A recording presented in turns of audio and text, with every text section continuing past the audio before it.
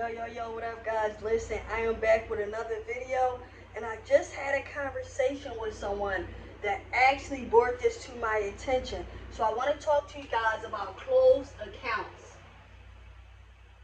right? I want to talk about closed accounts on your credit profile, how they affect you, right? Whether or not you should close an account. So let's start with the definition, right? If you have a closed account on your credit profile, that means that account is no longer active, right? It is no longer active. That account is no longer have any type of activity happening, no type of performance, meaning there are no payments being made, right? Now, the account can be closed and be in positive standing, or the account can be closed and be in negative standing. Right? So when people come to me with this question and they say, well, do I close an account? Should I close out this credit card? I want you to look at your history, right?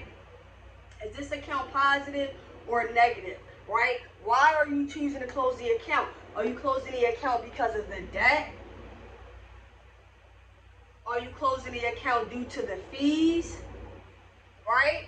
Now, one thing I want you to pay attention to when it comes to closed accounts is your history, is your credit history, your payment history. Because let's say you had this card for 10 years, and maybe you had 3 late payments within that 10 years. That account is helping your credit profile more than it is hurting your credit profile. So you really want to be careful. I always explain to people and recommend not to close accounts.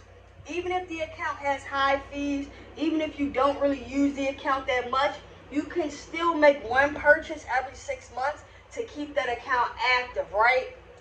Now, whether you voluntarily close the account, whether the company close the account, the debt is still yours.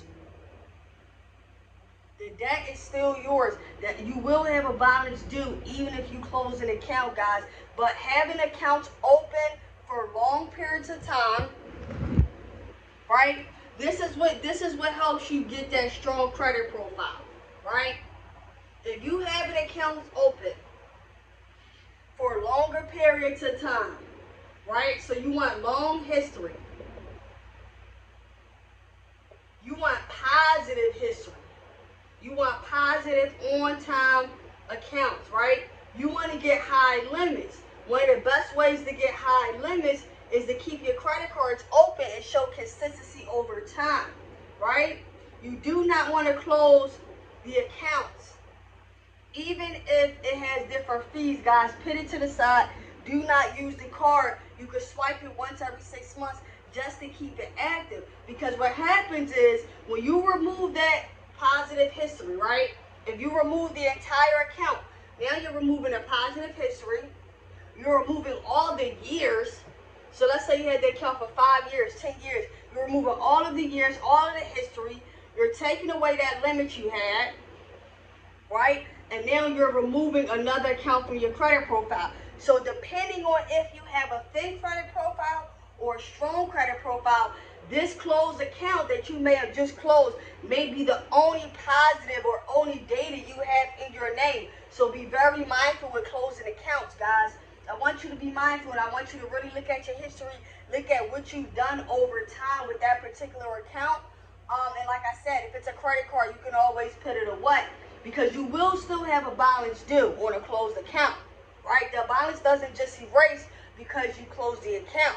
So if you owe a lot of money on that account, guys, try to pay as much as you can. Use the snowball method. Use the reverse snowball method, guys. But do not just close accounts. Always look at the history. Always look at the data. Always look at how that card is benefiting you. All right, man. So I hope this was able to help you guys. And I'm going to see y'all next time. Peace.